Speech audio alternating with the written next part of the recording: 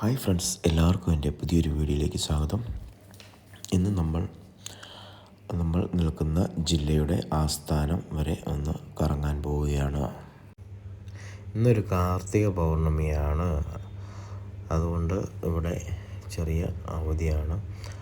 അവധിയായതുകൊണ്ട് നമ്മൾ ചുമ്മാ ഒന്ന് ജില്ലയുടെ ആസ്ഥാനം വരെ പോവുകയാണ്. കാര്യം പറഞ്ഞാൽ ഇപ്പോൾ സമയം ഏകദേശം ഒരു 11 മണിയൊക്കെ ആയിട്ടുണ്ട്. ഇത് നവംബർ മാസമാണ്. നവംബർ ഏകദേശം ഒരു പകുതി ആയിട്ടുണ്ട്. നെല്ലെല്ലാം വിളഞ്ഞു നിൽക്കുകയാണ്. പല പാടങ്ങളിൽ നെല്ലെല്ലാം വിളവെടുക്കുന്നുണ്ട്. ഇതാണ് ഈ സൈഡിൽ കാണുന്നതാണ് ജീപ്പുകൾ, അതായത് ഫോറസ്റ്റിനുള്ളിലോട്ട് പോകുന്നത്. ഫോറസ്റ്റിനുള്ളിൽ പോയി കഴിഞ്ഞാൽ പല മൃഗങ്ങളെയും നമുക്ക് അതിനുള്ളിൽ കാണാൻ സാധിക്കും. രാവിലെ ഒരു 5-6 മണിയോടുകൂടി വന്നു കഴിഞ്ഞാൽ നമുക്ക് കാണുവാൻ സാധിക്കും. കുറച്ചുകൂടി നമ്മൾ മുമ്പോട്ട് വന്നു കഴിഞ്ഞപ്പോഴത്തേനും ഒരു കോട്ടൺ ഫീൽഡ് കണ്ടു. അതുകൊണ്ട് പരുത്തി കൃഷി ചെയ്യുന്ന സ്ഥലം കണ്ടു. ആ പരുത്തി കൃഷി കണ്ടു കഴിഞ്ഞപ്പോൾ എനിക്ക് അവിടെ ഒന്ന് നടത്തണം തോന്നി. വളരെ വിശാലമായ ഒരു പരുത്തി കൃഷി തോട്ടമാണ് നമ്മൾ കാണുന്നത്. ഈ പരുത്തിയും ഏകദേശം വിളവെടുക്കാൻ പാകമായിട്ടുണ്ട്.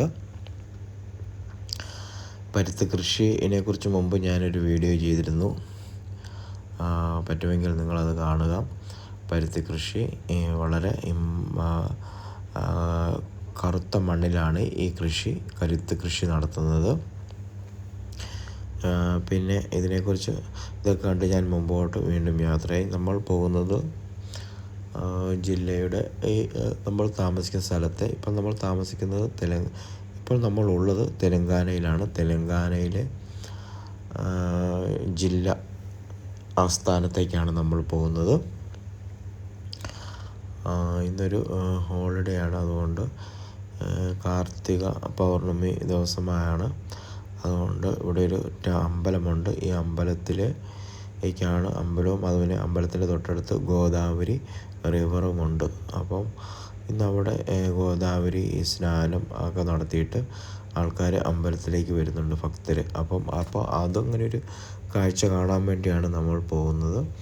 നല്ല തിരക്കാണ്. ഒത്തിരി ആൾക്കാർ ഇവിടെ എത്തിച്ചേർന്നിട്ടുണ്ട്. ഒരുപാട് ആൾക്കാർ കാർത്തിക പൗർണമി ദിവസം ഗോദാവരി നദിയിൽ ഇറങ്ങി കുളിച്ച്, അതുപോലെ തന്നെ അമ്പലത്തിൽ കയറി പ്രാർത്ഥന അതുപോലെ തന്നെ ഒക്കെ നടത്തി പിന്നീട് തേങ്ങയൊക്കെ ഉടച്ച്, അപ്പോൾ അതിനുവേണ്ടി ഒരുപാട് ഭക്തജനങ്ങൾ വരുന്നതാണ്. ഈ അമ്പലത്തിൻ്റെ പ്രത്യേകത എന്താ വെച്ച് കഴിഞ്ഞാൽ, അമ്പലത്തിൻ്റെ മുകളിലാണ്, വളരെ മലയുടെ ഒരു മുകളിലാണ് ഈ അമ്പലം സ്ഥിതി ചെയ്യുന്നത്. അവിടെ അങ്ങനെ നമുക്ക് വീഡിയോ എടുക്കാനുള്ള പെർമിഷൻ ഉണ്ടോ എന്ന് എനിക്കറിയത്തില്ല. എന്തായാലും ഇപ്പോൾ വന്നു കഴിഞ്ഞപ്പോൾ തന്നെ ഇവിടെ മുതൽ നല്ല തിരക്കാണ്. നമ്മൾ ഗോദാവരി നദിയും പിന്നെ അതുപോലെ തന്നെ ഈ അമ്പലത്തിൽ കയറുവാനുമാണ്. അത് കഴിഞ്ഞിട്ട് പിന്നെ നമ്മൾ ജില്ലയിലെ ഹെഡ് ക്വാർട്ടേഴ്സിലേക്കും പോകുവാനാണ് നമ്മൾ പ്ലാൻ ചെയ്തിരിക്കുന്നത്. ഇപ്പോൾ ഇവിടെ തന്നെ വന്നു കഴിഞ്ഞപ്പോൾ തന്നെ ഭയങ്കര ട്രാഫിക്കാണ്. ഈ കാണുന്നതാണ് ഏറ്റവും മുകളിലാണ് ഇതിൻ്റെ അമ്പലം. ഒരു ചെറിയൊരു കുന്നിൻ്റെ മുകളിലാണ് ഈ അമ്പലം സ്ഥിതി ചെയ്യുന്നത്. ഞാനിതിനു മുമ്പ് ഒരു 10 വർഷം മുമ്പൊക്കെ, ഒരു 15 വർഷം മുമ്പ് ഞാനിതിൽ വന്നിട്ടുണ്ട്. അന്നേരം അങ്ങനെ വാഹനങ്ങളൊന്നും മുകളിലോട്ട് കയറ്റിക്കൊണ്ട് പോകാൻ പറ്റുകയില്ലായിരുന്നു. നമ്മൾ നടന്ന് തന്നെ കയറണമായിരുന്നു. ഇപ്പോൾ ചെറിയൊരു വഴിയൊക്കെ നിർമ്മിച്ച് മുകളിൽ വരെ നമുക്ക് വാഹനം കൊണ്ടുപോകാൻ പറ്റും. പിന്നെ ഈ അമ്പലവും കൂടെ നമ്മൾ ക്രോസ് ചെയ്ത് മുമ്പോട്ടാണ് പോയത്. ആദ്യമേ എന്തായാലും നമ്മൾ പോകുന്നത് ഗോദാവരി നദി,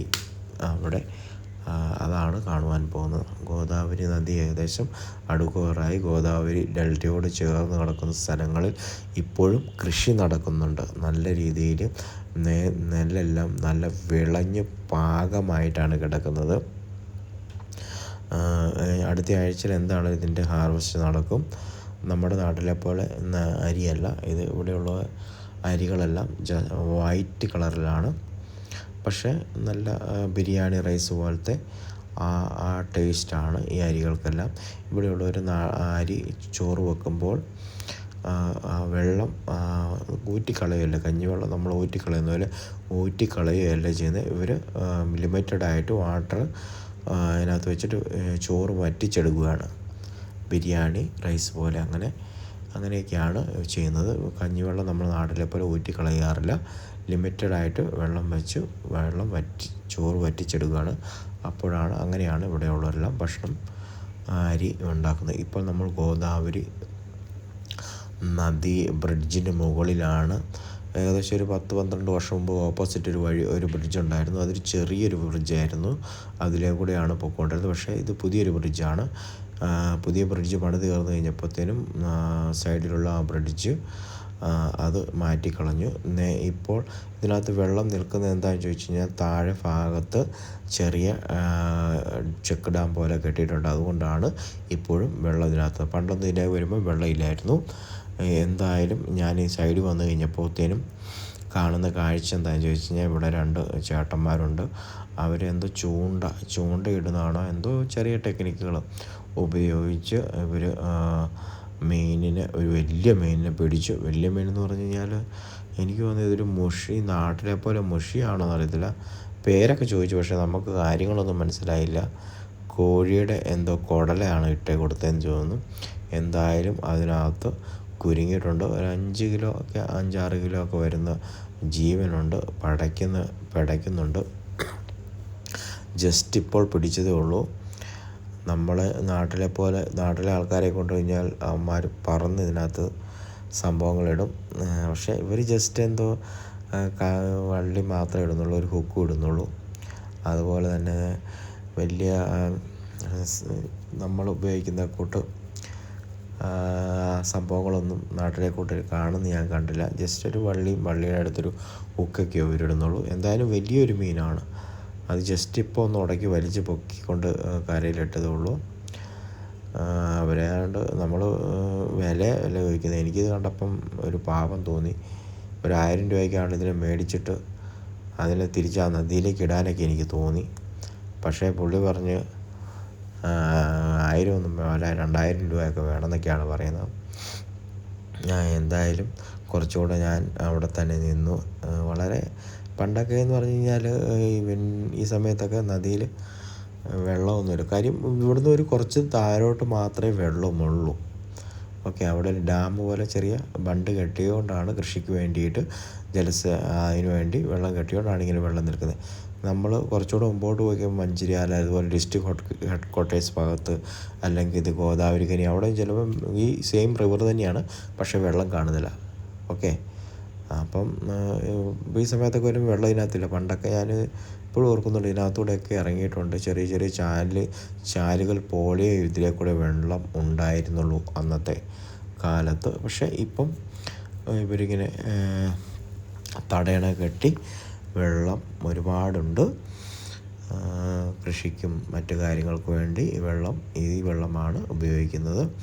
ഗോദാവരി തന്നെ നമുക്കറിയാമല്ലോ, വലിയ ഒരു നദിയാണ്. ഒരുപാട് സ്ഥലങ്ങളിലൂടെ ഒഴുകി പോകുന്നൊരു നദിയാണ്. എന്തായാലും കുറച്ചുകൂടെ മുമ്പോട്ട് പോയിട്ട് ഈ ഭാഗങ്ങളൊക്കെ ഒന്നുണ്ട്. ഈ ബ്രിഡ്ജിന് പ്രത്യേകത എന്ന് പറഞ്ഞാൽ, ഇപ്പോഴും ഈ ബ്രിഡ്ജ് വലിയ ലോറികളൊക്കെ പോകുമ്പോൾ കടന്ന് കുലുങ്ങുന്നുണ്ട്. എന്താണോ ഇതിൻ്റെ നിർമ്മാണ വൈവിധ്യം എന്താണെന്ന് അറിയത്തില്ല. എന്തായാലും നമ്മൾ കുറച്ചുകൂടെ മുമ്പോട്ട് പോയിട്ട് ഇവിടെ കാണുന്നത് നെല്ലാണ്. എല്ലായിടത്തും നെല്ലാണിപ്പോൾ. നെല്ല് വിളഞ്ഞ് പാകമായിട്ട് ഹാർവസ്റ്റിന് വേണ്ടി റെഡിയായിട്ട് നിൽക്കുകയാണ്. ഈ സമയങ്ങളിലാണ് ഏറ്റവും കൂടുതൽ വരുമാനം ഫാർമേഴ്സിനുണ്ടാകുന്നത്. അവർ മെഷീനൊക്കെ ഉപയോഗിച്ചാണ് ഇവിടെ നെല്ല് ഉൽപ്പാദിപ്പിക്കുന്നത്. കുറച്ചുകൂടെ നമ്മൾ മുമ്പോട്ട് പോയി കഴിഞ്ഞപ്പോഴും ഇവിടെയും നമ്മൾ നെല്ലാണ് കാണുന്നത്. ഇവിടെയൊക്കെ ഞാൻ ഒരുപാട് വർഷങ്ങൾക്ക് മുമ്പ് വന്നിട്ടുള്ളതാണ്. ഒരുപാട് സ്ഥലങ്ങളിലൊക്കെ മാറ്റങ്ങളുണ്ടായി. മെയിനായിട്ടും ഇത് പുതിയ പാലമാണ്. പണ്ട് ചെറിയൊരു നാരോ പാലമായിരുന്നു, പക്ഷെ വളരെ സ്ട്രോങ് ആയിരുന്നു. ഇപ്പോൾ ആ പാലം തന്നെ ഇവിടെ കാണാനില്ല. 2 വർഷം മുമ്പേ ഞാൻ ഇതിലേ പോയപ്പോൾ ആ പാലം കണ്ടിരുന്നു, പക്ഷേ ഓപ്പോസിറ്റ് സൈഡിലാണ് പാലം ഉണ്ടായിരുന്നത്. ഇപ്പോൾ ജനങ്ങൾ ഈ 2 വശത്തും ഒരുപാട് ആൾക്കാർ വന്ന് കാർത്തിക പൗർണമി ദിവസത്തിൽ സ്നാനം ചെയ്യുന്നു. അതുപോലെ തന്നെ അമ്പലത്തിൽ പോകുന്നു. അങ്ങനെ മറ്റു കാര്യങ്ങളും പ്രാർത്ഥനകളൊക്കെ നടത്തി വളരെ ഈ നദിയിലേക്ക് ഒരുപാട് ആളുകൾ പൈസയൊക്കെ എറിയുന്നുണ്ട്. ഇവിടെ ഈ നദിക്ക് വിളിക്കുന്നത് ഗംഗ എന്നാണ്. ഗംഗ ശരിക്കും ഗംഗാ നദിയല്ല, ഇത് ഗോദാവരി നദിയാണ്. ഗോദാവരി നദി എന്ന് പറഞ്ഞാൽ സൗത്ത് ഇന്ത്യയിലെ തന്നെ ഏറ്റവും വലിയ ഒരു നദിയാണ്. ആ നദി ഞാൻ ഇതിനു മുമ്പ് എൻ്റെ വീഡിയോകളിലൊക്കെ 2-3 സ്ഥലങ്ങൾ ഞാൻ കാണിച്ചിട്ടുണ്ട്. ഇപ്പോൾ നമ്മൾ കാണുന്ന ഈ ഗോദാവരി നദിയിൽ വെള്ളം നിറഞ്ഞു നിൽക്കുന്നതാണ്. ഇതുകൂടാതെ ഞാൻ ഇതിൻ്റെ ഡിസ്ട്രിക്ട് ഹെഡ് ക്വാർട്ടേഴ്സിൽ ചെല്ലുമ്പം ആ ഭാഗത്ത്, അതായത് മഞ്ചേരിയാൽ, ഗോദാവരി, ഖനി ഭാഗത്തൊക്കെ ഇതിൻ്റെ ഉണ്ട്. അവിടെയൊന്നും പക്ഷെ വെള്ളമില്ല. ഇതിപ്പോൾ ഇങ്ങനെ തടയണ തട്ടി നിർത്തിയതുകൊണ്ടാണ് ഇങ്ങനെ വെള്ളം ഇതിനകത്ത് കാണുന്നത്. ഇതൊക്കെ കണ്ട് നമ്മൾ നേരെ തിരിച്ച് പോരുകയാണ്. തിരിച്ചു പോരുമ്പോഴും ഈ സൈഡിലൊക്കെ നെല്ലിൻ്റെ കൃഷികളാണ്. ഒത്തിരി അകലെയായിട്ട് വലിയ വലിയ കുന്നുകൾ കാണാൻ സാധിക്കും. കുന്നുകളല്ല, ഈ സൈഡിൽ കുന്നുകളല്ല, കുന്നുകൾ എന്ന് പറഞ്ഞാൽ ഇതാണ്. ഈ കുന്നിൻ്റെ മുകളിലാണ് അമ്പലം ഉള്ളത്. അങ്ങനെ നമുക്ക് വീഡിയോയ്ക്ക് ജസ്റ്റ് അനുവാദം ഇല്ല, തന്നെയല്ല ഇത് വളരെ ഉയരത്തിലാണ്.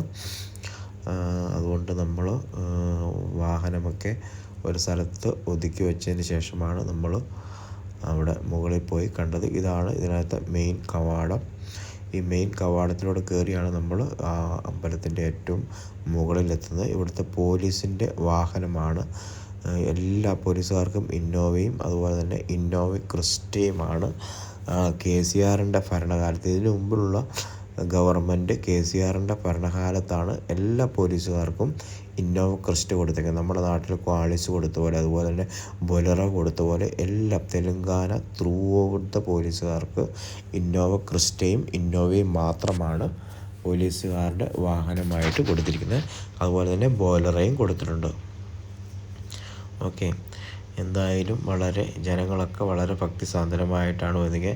പിന്നെ അതുപോലെ തന്നെ ഇവിടെ ഭക്ഷണം നേർച്ചയൊക്കെ സത്യം പറഞ്ഞു കഴിഞ്ഞാൽ ഓരോ പൊളിറ്റിക്കൽ പാർട്ടികളാണ് ഡിസ്ട്രിബ്യൂട്ട് ചെയ്യുന്നത്. എത്ര പേര് വന്നു കഴിഞ്ഞാലും അവർക്ക് വേണ്ട നേർച്ചയും അതുപോലെ തന്നെ ഭക്ഷണ ക്രമീകരണങ്ങളെല്ലാം ഫ്രീ ആയിട്ടാണ് ഇവിടെ കൊടുക്കുന്നത്. അത് ഓരോരോ MLA ആണെങ്കിലും MP ആണെങ്കിലും അവരുടെയൊക്കെ ബാനറൊക്കെ വെച്ചാണ് കൊടുക്കുന്നത്. അതെല്ലാം കണ്ടു കഴിഞ്ഞ് നമ്മൾ നേരെ മുമ്പോട്ട് പോകുന്നത് ജില്ലാ ആസ്ഥാനത്തേക്ക് തന്നെയാണ് നമ്മൾ പോകുന്നത്. പോന്നു കഴിഞ്ഞപ്പോൾ കുറച്ച് നേരം മടുത്തു. അതുകൊണ്ട് നമ്മൾ കുറച്ച് നേരം റെസ്റ്റ് എടുത്തു. ഈ മരങ്ങളൊക്കെ, ഇത് ശരിക്കും ആര്യവേപ്പ് മരങ്ങളാണ്. നല്ല തണുപ്പാണ് ഇതിൻ്റെ അടിയിൽ കൂടെ പോകുമ്പോൾ. ഇപ്പോൾ തൊട്ട് കാണുന്നതാണ് ഇവിടുത്തെ ഓർഡിനറി ബസ്സാണ്. തെലുങ്കാനയിലെ ഓർഡിനറി ബസ്സാണിൻ്റെ കളർ കോഡിങ് ആണത്. ഇതിപ്പോൾ ഒരു സൂപ്പർ ഫാസ്റ്റ് ഒക്കെ ആകുമ്പം ഒരു ബ്ലൂ കളറിലേക്ക് വരും. ഇപ്പോൾ നമ്മൾ കണ്ടത് ഗ്രീൻ കളറാണ്. ഈ വാഹനത്തിൽ പോകുന്ന സ്ത്രീകൾക്ക് പുതിയ സർക്കാർ വന്നതിന് ശേഷം അവർക്ക് യാതൊരു എമൗണ്ടും കൊടുക്കേണ്ടതായിട്ടില്ല. എത്ര ദൂരം സൂപ്പർ ഫാസ്റ്റിനും പോകാൻ പറ്റും. അതുപോലെ തന്നെ ഓർഡിനറി ബസ്സിന് സ്ത്രീകൾക്ക് ജസ്റ്റ് ആധാർ കാർഡ് മാത്രം മതി.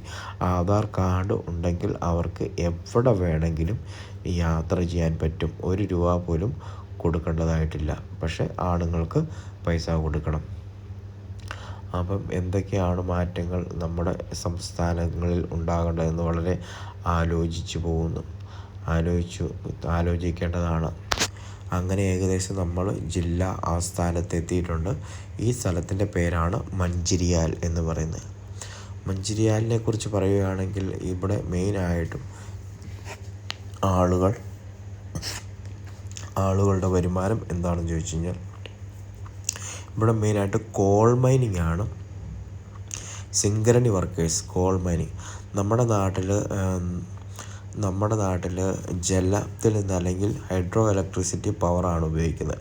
പക്ഷേ ത്രൂ ഔട്ട് തെലുങ്കാനയിലെല്ലാം വൈദ്യുതി ഉണ്ടാക്കുന്നത് കോൾ എന്നാണ്. അതായത് കൽക്കരി ഉപയോഗിച്ച് കത്തിച്ച് ടർബൈൻ കത്തിച്ച് അതിൽ നിന്ന് ചൂടുവെള്ളം ചൂടാക്കി അതിൽ നിന്നാണ് വെള്ളം ചൂടാക്കി അതിൽ നിന്നാണ് ടർബൈൻ കറക്കിയാണ് ആവി കൊണ്ടാണ് ടർബൈൻ കറക്കിയാണ് ഇവിടെ വൈദ്യുതി ഉൽപ്പാദിപ്പിക്കുന്നത്. അപ്പോൾ ഇത് മെയിനായിട്ടും വളരെ കോൾ നിറഞ്ഞ ഒരുപാട് ഏരിയയാണ്. ഇവിടെ ഒരു വലിയ ഹനുമാൻ പ്രതിമയൊക്കെ കാണുവാൻ സാധിക്കും. അപ്രോക്സിമേറ്റ്ലി നമ്മൾ യാത്ര ചെയ്തെടുത്ത് ഇതാണ് ഹനുമാൻ, വലിയൊരു ഹനുമാൻ പ്രതിമയാണ്. എല്ലാ സ്ഥലങ്ങളിലും ഇതുപോലെ ഹനുമാൻ പ്രതിമകൾ നമുക്ക് കാണുവാൻ സാധിക്കും. അതുപോലെ തന്നെ വലിയൊരു ഫ്ലാഗ് പറന്ന് കളിക്കുന്നു. ഏകദേശം 86 കിലോമീറ്റർ ഡിസ്റ്റൻസ് ഉണ്ട്. അപ്പം അതുകൊണ്ട് നമ്മൾ വന്നപ്പോൾ തന്നെ ഒരു 53 കിലോമീറ്റർ ആയിട്ടുണ്ട്. നമ്മൾ ഏകദേശം വളരെ ടയർഡ് ആയിട്ടുണ്ട്. ഭക്ഷണം കഴിക്കാൻ വേണ്ടി നമ്മളിത് ഇവിടെ ഒരു നല്ലൊരു ഗ്രാൻഡ് ഹോട്ടലാണ്. പക്ഷെ വർഷങ്ങൾക്ക് മുമ്പ് തന്നെ ഞാൻ 2-3 വർഷമായി ഈ ഹോട്ടലിൽ കയറിയിട്ട്. പക്ഷെ എന്തായാലും ഈ ഹോട്ടൽ നമുക്ക് അത്ര പണ്ടത്തെ പോലെ വലിയ നീറ്റ്നെസ്സും കാര്യങ്ങളും ഒന്നും എനിക്ക് ഫീൽ ചെയ്തില്ല. എന്തായാലും ജസ്റ്റ് അവിടെ ഒന്ന് കയറിയതിന് ശേഷം നമ്മൾ ചെറിയ 2 ഐസ്ക്രീമൊക്കെ മേടിച്ചുകൊണ്ട് നമ്മൾ വേറൊരു ഹോട്ടലിലേക്കാണ് പോയത്. അവിടെ പണ്ട് നമ്മൾ എക്സ്പെക്റ്റ് ചെയ്ത പോലെ വലിയ മാറ്റങ്ങളൊന്നുമില്ല. വാഷ് ബേസിനും കാര്യങ്ങളൊക്കെ കണ്ടു കഴിഞ്ഞപ്പം നീറ്റ്നെസ് ഒന്നും ഇല്ലായിരുന്നു. എന്തായാലും നമ്മൾ നല്ല പൈസ എമൗണ്ട് കൊടുക്കണം. അതുകൊണ്ട് നമ്മൾ സുരഭി ഹോട്ടൽ, ഇത് ഇപ്പോൾ നമ്മൾ കയറിയത് മാധവിയിലാണ്, മാധവി ഗ്രാൻഡ്. ജസ്റ്റ് 2 ഐസ്ക്രീമൊക്കെ മേടിച്ച് അവിടെ നമ്മൾ നേരെ മുമ്പോട്ട് പോയി സുരഭിയിലേക്ക് തന്നെയാണ്. സുരഭി ആണെങ്കിൽ അത് പക്കയാണ്. നമുക്ക് നല്ല അറ്റ്മോസ്ഫിയറും നല്ല ഫുഡൊക്കെയാണ് അവിടെ കിട്ടുന്നത്. അപ്പോൾ നമ്മൾ നേരെ സുരഭി പോയി ഭക്ഷണം കഴിക്കാൻ വേണ്ടിയാണ് ഇതാണ് നമ്മൾ സുരഭി. ഓക്കെ, എന്നാൽ വളരെ കോസ്റ്റ്ലിയാണ് ഭക്ഷണം കഴിക്കുന്നത്. എന്തായാലും അങ്ങനെ ചെന്ന് കഴിഞ്ഞപ്പോൾ തന്നെ സെക്യൂരിറ്റിയും എല്ലാം നമുക്ക് സല്യൂട്ടൊക്കെ അടിച്ച് നമ്മളകത്തേക്ക് ആനയിച്ചു. അവിടെ 3-4 ക്ലോക്കൊക്കെ ഇരിപ്പുണ്ട്. പല രാജ്യത്തിൻ്റെ സമയങ്ങളൊക്കെ അവിടെ കാണിക്കുന്നുണ്ട്. എന്തിനാണോ എന്തോ ഒന്നും അറിയത്തില്ല. എന്തായാലും നമ്മളങ്ങനെ സുരഭി ഗ്രാൻഡിൽ കയറി കൈയൊക്കെ കഴുകി വീണ്ടും നമ്മൾ മെയിനായിട്ടിരിക്കുന്ന ഒരു സ്ഥലമുണ്ട്. അവിടെ ചെന്ന് അങ്ങോട്ട് തന്നെ ആ ക്യാബിനിലേക്കാണ് ചെന്ന് കഴിഞ്ഞപ്പോൾ അവിടെ വേറെ കുറേ ആളുകൾ അവിടെ എൻഗേജ്ഡാണ്, ഓക്യുപ്പൈ ചെയ്തു. അതുകൊണ്ട് നമ്മൾ അവിടെ നിന്ന് ഇങ്ങനെ ഒരു സീറ്റ് ഇവിടെയാണ് നമ്മൾ സ്ഥിരമായിട്ടിരിക്കാറുള്ളത്.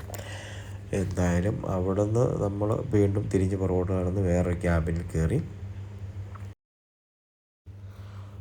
അന്നേരമാണ് പെട്ടെന്ന് തന്നെ ഭക്ഷണം ഓർഡർ ചെയ്തു. നമ്മൾ ബിരിയാണിയാണ് ഓർഡർ ചെയ്തിരിക്കുന്നത്. ദം ബിരിയാണി, ഹൈദരാബാദ് ദം ബിരിയാണി. എപ്പോഴും നമ്മൾ ഹൈദരാബാദ് ദം ബിരിയാണി നമുക്ക് ഓൾറെഡി കേരളത്തിലൊക്കെ കിട്ടുന്നതാണല്ലോ ദം ബിരിയാണി. അതിൻ്റെ ശരിക്കും ഒറിജിനൽ ദം ബിരിയാണി കഴിക്കണമെങ്കിൽ നമ്മൾ ഹൈദരാബാദ് അതുപോലെ തന്നെ തെലങ്കാന ഭാഗത്ത് വന്നു കഴിഞ്ഞാൽ നമുക്ക് കറക്റ്റായിട്ട് ദം ബിരിയാണി കഴിക്കുവാൻ പറ്റുള്ളൂ. നമ്മുടെ നാട്ടിലൊക്കെ ദം ബിരിയാണി എന്ന് പറയുന്ന റൈസ് വ്യത്യാസമുണ്ട്. റൈസ് ഇവിടുത്തെ സാധാരണ റൈസ് വെച്ചാണ് അവിടെ നാട്ടിലുണ്ടാക്കുന്നത്. പക്ഷേ ഇത് സ്പെഷ്യൽ റൈസ് തന്നെയാണ്. വേറെ ജസ്റ്റ് ആ റൈസിൻ്റെ നീട്ടം ഉണ്ടോ, ജസ്റ്റ് വലിപ്പം കൂടിയ റൈസാണ്. അതാണ് ഒറിജിനൽ ബിരിയാണി റൈസ്. ചില സ്ഥലങ്ങളൊക്കെ ഞാൻ നാട്ടിൽ കയറിയപ്പോഴത്തേനും റൈസ് സാധാരണ ഇവിടുത്തെ നാട്ടിലെ സാധാരണ റൈസാണ് ഞാൻ കണ്ടത്, വൈറ്റ് റൈസ്. ഇവിടെ ആൾക്കാർ നോർമലായിട്ട് ഉപയോഗിക്കുന്ന റൈസാണ് അവിടെ ബിരിയാണി ഉണ്ടാക്കിയിരുന്നത്. എന്തായാലും ബിരിയാണി ഓർഡർ ചെയ്തു. ഉടൻ തന്നെ വളരെ ചൂടോടുകൂടി വന്നു കഴിക്കുമ്പോൾ നമ്മളിവിടെ നിന്ന് എഴുന്നേൽക്കുമ്പോൾ കഴുകാനായിട്ട് പോകേണ്ട കാര്യമില്ല. ഒരു ചൂടുവെള്ളത്തിനകത്ത് നാരങ്ങയൊക്കെ ഇട്ട് കൊണ്ടുവരും. അതിനകത്ത് അവിടെ ഇരുന്ന് തന്നെ നമുക്ക് കഴുകാം. പിന്നെ ബില്ലൊക്കെ വന്നു. ടിപ്പ് ഒരു 50 രൂപ കൊടുത്തു. പിന്നെ ഇതിൻ്റെ ആംബിയൻസ് വളരെ ബ്യൂട്ടിഫുള്ളായിട്ട് എനിക്ക് തോന്നി. ആ സ്ഥലത്തൊക്കെ നമുക്കിരുന്ന് ഫോട്ടോ എടുക്കാം. അങ്ങനെ ഭക്ഷണമൊക്കെ കഴിച്ച് അവിടെ നമ്മൾ പയ്യെ പുറത്തേക്ക് ഇറങ്ങി ജസ്റ്റ് നമുക്ക് എന്തെങ്കിലുമൊക്കെ പർച്ചേസിങ് നടത്തണം. ഇന്നൊരു ഹോളിഡേ അല്ലേ, അപ്പോൾ അതുകൊണ്ട് നമ്മളൊന്ന് കറങ്ങുക എന്നുള്ളത് മാത്രമേ ഉള്ളൂ. പ്രത്യേകിച്ച് ഇതിനകത്ത് വലിയ കാര്യങ്ങളായിട്ടൊന്നുമില്ല വീഡിയോയിൽ. ഇപ്പോൾ ഈ സ്ഥലത്തിൻ്റെ പേരാണ് മഞ്ചരിയാൽ എന്ന് പറഞ്ഞു കഴിഞ്ഞാൽ ഒരുപാട് ഈ അണ്ടർഗ്രൗണ്ടിലൂടെ വളരെ വലിയ തോതിൽ ഡെപ്പോസിറ്റ് ഉണ്ട്. എന്തിൻ്റെ ഡെപ്പോസിറ്റ്? കൽക്കരിയുടെ ഡെപ്പോസിറ്റ്. കൽക്കരി വളരെ ധാരാളമായിട്ട് ഇവിടെ ഉള്ളതുകൊണ്ട് അതാണ് ഇവിടെ മെയിനായിട്ടുള്ള വരുമാനം. എല്ലാ ആളുകളും അവിടെയൊക്കെ വർക്ക് ചെയ്യുന്നവർക്ക് 1 ലക്ഷം രൂപ അടുത്തൊക്കെ സാലറി ഉണ്ട്. നേരത്തെയൊക്കെ കോൾ മൈൻ ചെറിയ ഹോളുകൾ ഉണ്ടാക്കി അതിനകത്തു നിന്നായിരുന്നു കൽക്കരി ഖനനം ചെയ്തുകൊണ്ടിരിക്കുന്നത്. അപ്പം അത് ഒരുപാട് ഡേഞ്ചറസ് ആണ്. അപ്പം നമ്മളിങ്ങനെ കുഴിച്ചുകൊണ്ട് പോകുമ്പോഴത്തേനും ആളുകൾ കുഴിച്ച് വളരെ അകലെ 2-3 കിലോമീറ്ററൊക്കെ അകലെ പോയിട്ട് ഭൂമിക്കടിയിൽ പോയി തുരന്ന് ഇങ്ങനെ ഉണ്ടായി കഴിയുമ്പോഴത്തേനും ചിലപ്പോൾ വാട്ടറിൻ്റെ അക്വിഫയറുകൾ കാണും, വാട്ടറിൻ്റെ അക്വിഫയർ. അപ്പോൾ അതൊക്കെ ഓപ്പൺ ആയി കഴിഞ്ഞാൽ പെട്ടെന്ന് കോൾ മൈനിലേക്ക് വെള്ളം കയറി ഒരുപാട് ആളുകൾ മരിക്കുന്നതായിട്ടുള്ള സംഭവങ്ങൾ വളരെ ഡേഞ്ചറസ് ആണ്. പക്ഷേ ഇപ്പോഴത്തെ കാലത്ത് ഇപ്പോൾ ഇവരെന്താ ചെയ്തിരിക്കുന്നു കഴിഞ്ഞാൽ ഈ ഹോൾ മൈനിങ്ങുകൾ നടത്തിയിട്ട് അതിന് പകരമായിട്ട് തുളയുണ്ടാക്കുന്ന മൈനിങ്ങുകൾ നടത്തിയിട്ട് വളരെ ഓപ്പണായിട്ട് എന്ന് പറഞ്ഞാൽ ഭൂമി തന്നെ മുകളിൽ താമസിക്കുന്ന ആൾക്കാരെല്ലാം അവിടെ നിന്ന് അവരുടെ സ്ഥലം മേടിച്ച് അല്ലെങ്കിൽ അവരെ വേറെ സ്ഥലത്തേക്ക് മാറ്റി പാർപ്പിച്ച് അത് ഓപ്പൺ കാസ്റ്റ് ആയിട്ടാണ് ചെയ്യുന്നത്. അത് ഓപ്പണായിട്ട് അത് മൊത്തം തുറന്ന് മുകളിൽ തന്നെ നമ്മൾ ഈ പാറമടയൊക്കെ പൊട്ടിക്കല് എന്ന് പറഞ്ഞ പോലെ ആ രീതിയിലേക്ക് ചെയ്യുന്നതുകൊണ്ട് ഇപ്പോൾ വലിയ അപകടങ്ങളൊന്നുമില്ല. അതുപോലെ തന്നെ ഒത്തിരി 1, 2, 3 ലൈൻ 4, 5, 6, 7 അങ്ങനെ ഒരുപാട് നമ്പറിട്ട് പല ഏരിയകളിൽ ഇപ്പോൾ ഓപ്പൺ കാസ്റ്റ് മൈനിങ് ആണ് നടക്കുന്നത്. വളരെ ഈസിയാണ്, അതുപോലെ തന്നെ വളരെ ചിലവ് കുറഞ്ഞതാണ്. ഇവിടെയൊക്കെ ശരിക്കും ഗോദാവരി നദീതട തീരങ്ങളിൽ ഒരുപാട് കോളുകൾ ഉണ്ട് ഇപ്പോഴും. അതായത് ജസ്റ്റ് 2 വർഷം മുമ്പൊക്കെ പല സ്ഥലത്തും ഓപ്പൺ ആക്കിയിട്ടുണ്ട്. ഇപ്പോൾ ഹോൾ മൈനിങ് നടത്തിയിട്ട് ഇപ്പോൾ അവർ ഓപ്പൺ കാസ്റ്റാണ് കൂടുതൽ സപ്പോർട്ട് ചെയ്യുന്നത്. അതുപോലെ തന്നെ വർക്കേഴ്സിനൊക്കെ വളരെ ഈസി ആയിട്ട് ജോലി ചെയ്യാൻ പറ്റുന്ന ഒരു സാഹചര്യത്തിലേക്ക് വന്നിരിക്കുന്നു. ഇപ്പോൾ നമ്മൾ ഏകദേശം അടുക്കാറായിട്ടുണ്ട്, ഡിസ്ട്രിക്റ്റ് ഹെഡ് ക്വാർട്ടേഴ്സിലേക്ക് നമ്മൾ അടുക്കാറായിട്ടുണ്ട്. ഇപ്പോൾ ഇവിടെയൊക്കെ ചില ലാൻഡുകളൊക്കെ വിറ്റു പുതിയ അപ്പാർട്ട്മെൻറ്റുകളും ബിൽഡിങ്ങുകളും. പക്ഷേ കോൾ മൈൻ ഏരിയയിലേക്ക് കൂടുതലായിട്ട് വലിയ കൺസ്ട്രക്ഷനോ അതുപോലെ തന്നെ വലിയ ബിൽഡിങ്ങുകളൊന്നും വന്നിട്ടില്ല. സ്കൈ റാപ്പേഴ്സ് അതുപോലെ തന്നെ ഫ്ലാറ്റുകളൊന്നും. കാരണം നേരത്തെയൊക്കെ ഒരുപാട് ഇങ്ങനെ തുറന്ന് വെച്ചിരിക്കുന്നതുകൊണ്ട് അടിയൊക്കെ ഹോളായിരിക്കണം, അതുകൊണ്ടാണ് അങ്ങനെ അനുമതി കൊടുക്കാത്തത്. എവിടെയൊക്കെ അതുകൊണ്ട് ഇതൊക്കെ വലിയൊരു കോൾ മൈനിങ് ഏരിയ ആണ്. ഇതിൻ്റെ ഉള്ളിൽ കോൾ മൈനിങ്ങുകൾ നടത്തി. അതുമാത്രമല്ല കേട്ടോ, ഇവിടെ നമുക്ക് സിമെൻറ്റ് ഉൽപ്പാദിപ്പിക്കുന്ന ഫാക്ടറി ഉണ്ട്, മാർബിളിൻ്റെ കല്ലുകൾ എടുക്കുന്നുണ്ട്, കോൾ മൈനുകളുണ്ട്. അതുകൊണ്ട് ഇവിടെയൊക്കെ വളരെ വർഷങ്ങളോളം ഒരു മനുഷ്യൻ്റെ ഒരു ആയുസ്സ് തീരുന്നിടം വരെ എടുക്കാൻ പറ്റുന്ന അത്രയും കോളുകൾ ഉണ്ട്. അതുകൊണ്ട് ഇവിടെ കൃഷി മാത്രമല്ല, എല്ലാ രീതിയിലും സർക്കാരിനാണെങ്കിലും അതുപോലെ തന്നെ കേന്ദ്ര സർക്കാരിനാണെങ്കിലും ഇതിൻ്റെയൊക്കെ ഒരു ഓഹരി അങ്ങോട്ട് പോകുന്നുണ്ട്. അതുകൂടാതെ തന്നെ ഇവർ ഉണ്ടാക്കുന്ന ഇലക്ട്രിസിറ്റി മറ്റ് സംസ്ഥാനങ്ങളിലേക്കും ഇവർ വയ്ക്കുന്നുണ്ട്. അപ്പം എന്തൊക്കെയാണെങ്കിലും ഇതൊക്കെ എങ്കിലും ഒരുപാട് പാവങ്ങളൊക്കെ ഇവിടെ ഇപ്പോഴും താമസിക്കുന്നുണ്ട്. ശരിക്കും എല്ലാ ആൾക്കാർക്കും പാവങ്ങൾക്കൊക്കെ ജോലി കൊടുത്തു കഴിഞ്ഞാൽ ശരിക്കും നല്ല ഡെവലപ്ഡ് ആയിട്ടുള്ളൊരു എക്കോണമിയാണ് ഇവർക്കുള്ളത്. എല്ലാ കാര്യത്തിലും സ്വന്തം സംസ്ഥാനത്തിൽ തന്നെ ഇവർക്ക് ജീവിക്കാൻ സാധിക്കും. ഇതൊക്കെ ഒരുപാട് കോൾ മൈനുകളും അതുപോലെ തന്നെ ഇപ്പോൾ പോകുന്ന വഴിക്ക് തന്നെ അവിടെ നിന്ന് 4 മണി 5 മണി ആയി കഴിഞ്ഞാലും ഭയങ്കരമായിട്ട് ഡൈനാമൈറ്റുകൾ പൊട്ടുന്ന സൗണ്ട് കേട്ടിരുന്നു. ആ സൗണ്ട് റോഡിൽ വരെ കിലുക്കം ഭയങ്കരമായിട്ട് സൗണ്ട് പുറത്തേക്ക് വന്നിരുന്നു. അങ്ങനെയൊക്കെ നമുക്ക് ഉണ്ട്. അവിടെ ഇങ്ങനെ ഗവൺമെൻറ് ആണെങ്കിലും അല്ലെങ്കിൽ ഇങ്ങനെ രാഷ്ട്രീയ പാർട്ടികളോ അങ്ങനെയൊന്നും ആർക്കും ഒന്നും ചെയ്യാൻ പറ്റില്ല. എത്ര പാർട്ടികളാണെങ്കിലും എല്ലാം അങ്ങനെ ആർക്കും ഇവിടെ അങ്ങനെ പ്രശ്നങ്ങളൊന്നും, കാരണം ഇവർക്കെല്ലാം ഒരുപാട് ആൾക്കാർക്ക് ജോലി കിട്ടുന്നുണ്ട്. അവരുടെ നിലനിൽപ്പിൻ്റെ കാര്യമായതുകൊണ്ട് അങ്ങനെയൊന്നും പ്രശ്നം ഉണ്ടാകുന്നില്ല. ഇപ്പോൾ നമ്മൾ വീണ്ടും ഗോദാവരി നദിയുടെ മുകളിലൂടെയാണ് നമ്മൾ പോകുന്നത്. ഗോദാവരി നദി നമ്മൾ തൊട്ട് മുമ്പ് തന്നെ ഒരു 18 കിലോമീറ്റർ ഡിസ്റ്റൻസിൽ കണ്ടായിരുന്നല്ലോ. ആ പാലത്തിൽ കൂടെ പോയിട്ട് നമ്മൾ റിവേഴ്സ് പോന്നിട്ടാണ് നമ്മൾ ഇപ്പോൾ വന്നത്.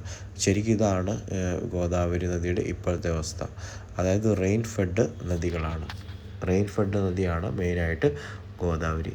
മഴയുള്ളപ്പോൾ സമയത്ത് മാത്രമേ ഗോദാവരി നദിയിൽ വെള്ളം ഉണ്ടാവുകയുള്ളൂ.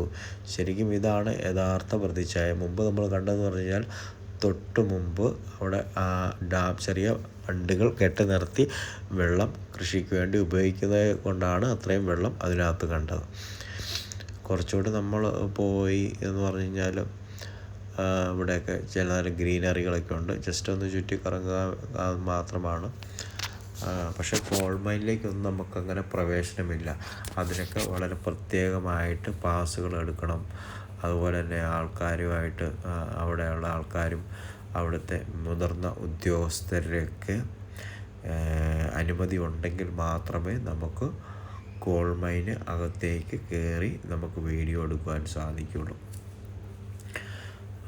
അതൊക്കെ നമുക്ക് ഒരു ദിവസം സംഘടിപ്പിച്ച് നമുക്ക് ഉള്ളിലോട്ട് പോയി കോൾ മൈനിൻ്റെ അകത്തെ വീഡിയോ എടുക്കാൻ സാധിക്കും എന്ന് പ്രതീക്ഷിക്കുന്നു.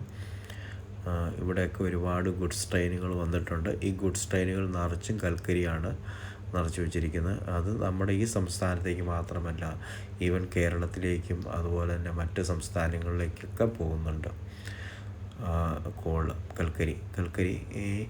കൽക്കരി ഈവൻ നമ്മുടെ നാട്ടിലേക്ക് വരെ കൽക്കരി വരുന്നുണ്ട്.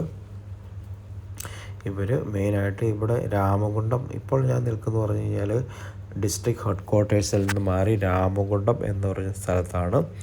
രാമകുണ്ടം ഗോദാവരിക്കനി രാമകുണ്ടം എന്നൊരു സ്ഥലത്തേക്ക് നമ്മൾ കുറച്ചുകൂടെ കോൾ മൈനിങ് ട്രെയിനിൻ്റെ അടുത്തേക്കാണ് നമ്മൾ പോകുന്നത്. ഇതിൻ്റെ അടിയിൽ കൂടി ഒരു ടണലുണ്ട്. ആ ടണലിനുള്ളിൽ കടന്ന് നമ്മൾ ഓപ്പോസിറ്റ് വഴിയിലേക്കാണ്. അത് കുറച്ചുകൂടെ നമ്മൾ മുമ്പോട്ട് പോകുന്നു. കോൾ മൈനിൻ്റെ മെയിൻ ഗേറ്റിൻ്റെ അങ്ങോട്ടാണ്. പക്ഷേ കോൾ മൈനിൻ്റെ ഗേറ്റിൻ്റെ അവിടെ ചെല്ലുന്നു കഴിഞ്ഞാൽ നമുക്ക് നേരത്തെ തന്നെ കുറച്ച് പെർമിഷൻ പാസ് ആവശ്യമുണ്ട്. ഇപ്പോൾ സമയം വളരെ ലേറ്റ് ആയതാണ് കോൾ മൈനിൻ്റെ ഗേറ്റ്. ലേറ്റ് ആയതിനാൽ നമ്മൾ നേരെ തിരിച്ചു പോകുന്നു. അത് നമുക്ക് ഹോൾ മൈനിങ് ആണ്. അവിടെയൊക്കെ നമ്മൾ പെർമിഷൻ വേണം. പെർമിഷൻ ഇല്ലാതെ നമുക്ക് പറ്റിയല്ല. അപ്പം ജസ്റ്റ് ഒന്ന് ഹെഡ് ക്വാർട്ടേഴ്സിലേക്കൂടെയൊക്കെ ഒന്ന് കറങ്ങി, അതുപോലെ തന്നെ കുറച്ചുകൂടെ കോൾ മൈനിങ്ങിൻ്റെ ഏരിയയിൽ കൂടെയൊക്കെ ഒന്ന് കറങ്ങി നമ്മൾ തിരിച്ചു പോരുകയാണ്. ഇതാണ് കടല. അതായത് നമ്മുടെ നാട്ടിലെ ഉത്സവ സീസണിലൊക്കെ കടല വറുത്തടിക്കല്, മണലിനകത്തിട്ട് വറുത്തരിയല്. അതാണ് ജസ്റ്റ് ഇപ്പോൾ കടലയാണ് നമ്മൾ കാണുന്നത്. കടലയുടെ തൊണ്ടോടു കൂടിയാണ്. ഇത് ശരിക്കും ഒരു കർഷകനാണ്, മനസ്സിലായോ? ഒരു കർഷകൻ ഇപ്പോൾ സൈഡിൽ നിൽക്കുന്ന ഒരു കർഷകനാണ്. ഞാൻ പുള്ളിയോട് ചോദിച്ചപ്പോൾ പുള്ളി പറഞ്ഞു, അപ്പോൾ ഡയറക്റ്റായിട്ട് പുള്ളി സ്വന്തം ഫീൽഡിൽ നിന്ന് പറിച്ച് പുള്ളി ഡയറക്റ്റായിട്ട് വഴി കൊണ്ടുപോയി വിൽക്കുകയാണ്. അതിൻ്റെ ഷെല്ല് ഓപ്പൺ ചെയ്തിട്ടാണ് ഈ കടല വിൽക്കുന്നത്. കണ്ടോ, ഇത് നമ്മൾ കോൾ മൈനിങ്ങും ഒരു ഏരിയയാണ് കൽക്കരി. ഒരുപാട് ലോറികളൊക്കെ അകത്തേക്ക് കയറി പോകുന്നുണ്ട്. അപ്പോൾ അതുപോലെ തന്നെ ചെറിയ ഇപ്പുറത്തെ സൈഡിലൊക്കെ ഒരു സൈഡ് കോൾ മൈനിങ് ആണെങ്കിൽ അപ്പുറത്തെ സൈഡ് സിമൻറ്റ് ഉൽപ്പാദനത്തിന് വേണ്ടിയുള്ള മണ്ണുകൾ, അതുപോലെ തന്നെ ഒത്തിരി മിനറൽസ് ഇവിടെ അവൈലബിൾ ആണ്. ഇപ്പോൾ ഇതിൽ ഗോദാവരിയുടെ മുകളിൽ കൂടെ വന്നു കഴിഞ്ഞപ്പോൾ ഈ ഭാഗത്ത് വെള്ളമൊന്നും നദിയിലില്ല. നമ്മൾ മുമ്പ് കണ്ട ഭാഗത്ത് വെള്ളമുണ്ടായിരുന്നു. അവിടെ ഡാം, ചെറിയ ചെക്ക് ഡാം പോലെ കെട്ടി നിർത്തിയേക്കുന്നതുകൊണ്ടാണ്. എന്തായാലും ഇവിടെ ഉള്ളവർ വളരെ, മുനിസിപ്പാലിറ്റി ആണെങ്കിൽ വളരെ ബ്യൂട്ടിഫുള്ളായിട്ട് ചെടികളൊക്കെ കൊണ്ട് വളരെ അലങ്കരിച്ച് ഇവിടെ വന്നപ്പോൾ വളരെ ഒരുപാട് ആളുകളൊക്കെ ഇവിടെ നിർത്തി ഫോട്ടോയും വീഡിയോ ഒക്കെ എടുക്കുന്നുണ്ട്. വളരെ ബ്യൂട്ടിഫുള്ളായിട്ട് തോന്നി. എന്തായാലും ഞാനും ഇവിടെ കുറച്ച് നേരം സ്പെൻഡ് ചെയ്തു. ശരിക്കും ബോഗൺവില്ല ചെടികളൊക്കെ പൂത്തിക്കുന്നുണ്ട്. വളരെ ഈവനിങ് ആകുമ്പോഴാണ് കുറച്ചുകൂടെ നമ്മൾ ഏത് ഫോട്ടോയും വീഡിയോ എടുക്കാൻ പോയാലും ഈവനിങ്ങിൽ ചെന്ന് കഴിഞ്ഞാൽ കുറച്ചുകൂടെ വൈബായിട്ട് നമുക്ക് തോന്നും. ഇവിടെ ഉണ്ടെന്ന് പറഞ്ഞു കഴിഞ്ഞാലും തണുപ്പാണ്. ഇപ്പോൾ നവംബർ ഡിസംബറിലേക്ക് വരുമ്പോൾ നല്ല തണുപ്പാണ്. തണുപ്പ് എന്ന് പറഞ്ഞു കഴിഞ്ഞാൽ ഉച്ചയ്ക്ക് പോയി കഴിഞ്ഞാൽ നമുക്ക് തണുപ്പൊക്കെ അനുഭവപ്പെടും. അതുകൊണ്ട് നമുക്ക് വലിയ ടയർഡൊന്നും ആകുന്നില്ല. ഈ നദിയിലൂടെ വെള്ളം കുറച്ചുകൊണ്ട്, ശരിക്കും ഇത് ഗോദാവരി തന്നെയാണ്. ഈ ഭാഗത്തേക്ക് വെള്ളമൊന്നുമില്ല, മീനുകളൊക്കെ ഉണ്ട്. വൈകുന്നേരങ്ങളൊക്കെ നമുക്ക് ഇവിടെ വന്നിരിക്കാൻ സാധിക്കും, ഫോട്ടോയും വീഡിയോ ഒക്കെ എടുക്കാൻ സാധിക്കും. സൂര്യൻ അസ്തമിക്കുന്ന കാഴ്ചയാണ് നമ്മൾ കണ്ടുകൊണ്ടിരിക്കുന്നത്. ഏകദേശം ഇനി നമുക്ക് തിരിച്ചു പോകുമ്പോൾ ഏകദേശം ഒരു 88 കിലോമീറ്റർ നമുക്ക് പോകണം. അതുകൊണ്ട് നമുക്ക് അധികം നേരം സ്പെൻഡ് ചെയ്യാൻ സമയമില്ല. എന്തായാലും ഈ കാഴ്ചകളൊക്കെ കണ്ട് നമുക്ക് ഉടനെ തന്നെ തിരിച്ചു പോകണം. പക്ഷേ ഇവിടെ ഇതിൻ്റെ ഭംഗിയൊക്കെ കണ്ടപ്പം ഒരു 5-10 മിനിറ്റ് കൂടെ എനിക്ക് സ്പെൻഡ് ചെയ്യണം തോന്നി.